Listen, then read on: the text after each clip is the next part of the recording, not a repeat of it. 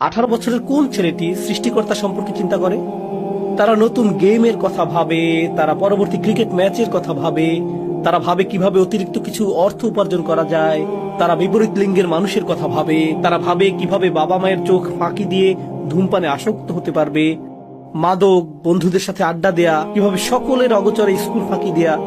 একজন যুবকের মনে অনেক কিছু থাকে, এমন জিনিস যা একজন যুবকের আগ্রহ তৈরি করে। খেলাধুলা, জিম করা, সৌন্দর্য চর্চা, পোশাক, গাড়ি, এই সব কিছুই, এটাই তার মনে থাকে। 18 বছরের কোন ছেলেটি বসে বসে আকাশ নিয়ে ভাবে এবং বলে, কে এটা সৃষ্টি করলো?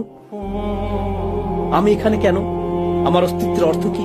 আমার এখানে আসার উদ্দেশ্য কি? কেন আমি এই শূন্যতা অনুভব করি? এটি সাধারণ কোনো 18 বছরের ছেলে নয়, এমনকি এ যুগে সাধারণ কোনো 80 বছর বয়সীও এমন নয়।